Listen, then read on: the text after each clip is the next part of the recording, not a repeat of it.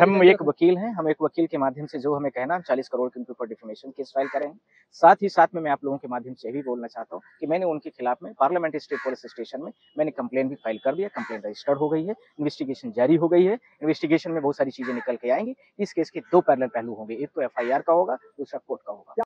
उस defamation case में हम उनको उनकी सदस्यता भी जाएगी और वो इसके साथ में उनको कन्विक्शन भी होगा और इसके साथ में और भी जो कोर्ट गिरफ्तारी भी होगी। गिरफ्तारी होने बिना कैसे हो सकता है? ये सारी चीजें तो होना ही होना। लेकिन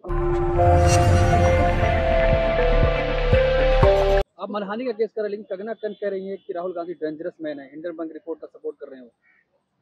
डेंजरस मैन क्या? भारत देश की जनता की आवाज यदि कोई व्यक्ति उठाता है तो उसको डेंजरस बोलते हैं? मुझे तो डेंजरस वो ज्यादा लगते हैं जो भारत देश की करंट में रूलिंग में रहते हुए भारत देश की जनता का, आप जैसे युवाओं का, आप जैसे बहुत सारे जो भारत देश में युवा पढ़ पढ़ के आज घूम रहे हैं, उनको ले उनका युवाओं को बेरोजगार कर दिया, जो महंगाई आसमान में छुआ दिया, किसानों की खाद बीज आज देखिए बिल्कुल डबल कर दिया। हमारे नजर में तो ये सारे लोग ज्यादा डेंजरस हैं। कंपैरिजन ये कि जो भारत देश की पार्लियामेंट में रहते हुए पार्लियामेंट की आवाज उठाता है, देश की जनता की आवाज उठाता है। मीडिया, आप लोगों ने देखा होगा कि एक दिन मैंने खुद देखा था कि मीडिया को किस तरह से एक बंद कमरे में इन्होंने पैक करके रखा था। एलओपीज, अपोजिशन लीडर्स, आप लोकसभा कांग्रेस पार्टी के जो और भारत देश के जो अपोजिशन लीडर है मिस्टर राहुल गांधी जी, वो गए और उसके बाद उन्होंने बात किया और उस चीज को पार्लियामेंट में उठाया। शायद ये चीजें क्या देश के लिए हित की बात नहीं है? तो आप लोगों इस तरीके का बयान दे रही है। हम एक वकील हैं, हम एक वकील के माध्यम से जो हमें कहना, हम 40 करोड़ के उनके ऊपर डिफेमेशन केस फाइल करेंगे।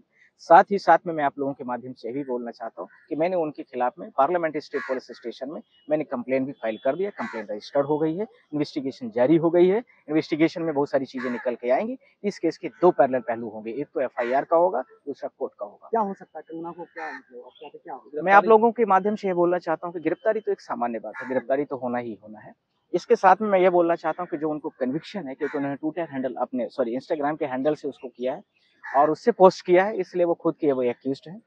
और इसके साथ में उन्होंने पूरे भारत देश के लोगों को डिफेम किया है, कांग्रेस पार्टी को डिफेम किया है, आजादी की लड़ाई लड़ने वाली सबसे पुरानी वर्ल्डर्स पार्टी को किया है। इन सारी चीजों को लेकर के किया है, इसलिए उनके ऊपर हम जल्दी से जल्दी डिफेमेशन का जो मैंने आपसे केस किया है, उस डिफेमेशन केस में हम उनको उनकी सदस्यता भी जाएगी और वो इसके साथ में उनको कन्विक्शन भी होगा और इसके साथ में और भी जो कोर्ट गिरफ्तारी भी होगी। गिरफ्तारी होने बिना कैसे हो सकता है? ये सारी चीजें तो होना ही होना है, लेकिन उनको कोर्ट में तो पेश ही होना है। लेकिन कंगना तो कहती है जब संसद के अंदर की राहुल गांधी बोलो बात करते इसलिए मुझे सब बोलना पड़ता हो, नशा करके आते हैं, ऐसा लगता है। यार, फिल्म इंडस्ट्री से आप जुड़े हुए हैं और सारे लोग बहुत सारी मूवियाँ देखते हैं। मुझे लगता है कि उनकी बहुत सारी चारित्रिक मूवी जरूर देखना चाहिए सबको। मैंने क्या शब्द यूज किया? चारित्रिक मूवी, उसको जरूर देखना चाहिए। वो किस तरह की एक्टिंग की है और किस तरीके से उन्होंने मॉड्यूल को पेश किया है। तो मुझे ज्यादा बोलने की जरूरत नहीं है। हो सकता है कि वो सिनेमा घरों में करने की जरूरत हो, और उनकी बहुत सारी मूवीज वगैरह में मैंने एपिसोड सोशल मीडिया में भी देखा है। मुझे लगता है कि कंगना रनावत को उसके बारे में भी थोड़ा कंसीडर करना चाहिए। मैं ज्यादा नहीं बोलना चाहता। आपने एक वर्कर के तौर पे मानहानि का मुकदमा डाला है, उन पर 40 करोड़ का नोटिस भेजा है। आप मूवी की बात कर रही हैं, उनकी एक मूवी आ रही है इमरजेंसी, ट्रेलर रिलीज हो चुका है, उस पर के अब लेकर के कई सारे सवाल उठाए जा रहे हैं। जिस तरीके से इंदिरा गांधी को एक डिक्टेटरशिप और किस तरीके के कई तरह के आरोप प्रत्यारोप कर रही है। मैं बहुत सारी चीजों का जवाब नहीं देना चाहता हूँ, पर आप लोग चाहते हैं हमसे जवाब, तो मैं एक चीज बोल देना चाहता हूँ कि जो बीजेपी पार्टी है भारत देश में, उसके ऊपर जिस दिन मूवी बनेगी तो इंदिरा गांधी के पास इतना दम था कि भारत देश का जो सबसे बड़ा शत्रु पुराना पाकिस्तान है, उसको 2 टुकड़ों में 2 डिवाइड्स में करके रातों रात आयरन लेडीज के नाम से अमेरिका के द्वारा उसको संबोधित करवाया गया। पर मुझे लगता है कि नरेंद्र मोदी की क्या क्या सोचने के लिए आएंगे, ये आप लोग जरूर देखोगे। चाइना ने पूरे भारत देश की जमीन को कब्जा कर रहा है नॉर्थ ईस्ट में। आप सब सारे मीडिया पर्सनों के माध्यम से बोलना चाहता हूँ, एक अपनी जमीन छुड़ाने की हैसियत नहीं है। आप पाकिस्तान और बांग्लादेश और बहुत सारी कंट्रीज के 2 टुकड़े, 3 टुकड़े, 4 टुकड़े करने के तो भूल जाइए। इसी के साथ में भारत देश में बहुत सारे आपने विखंडनकारी शक्तियों को प्रबल कर दिया। आप लोग देखिए, मैं आप लोगों के माध्यम से बोलना चाहता हूँ, कहीं पर ये बोल देंगे कि बांग्लादेशी घुसे हैं तो उनको उनके कोई भी मुस्लिम आदमी को मारा जा रहा है, दिन दहाड़े पीटा जा रहा है। इसी के साथ में आप देखेंगे किसी व्यक्ति को बोल दिया आप रोहिंग्या, उनके नाम पर मारा पीटा जा रहा है।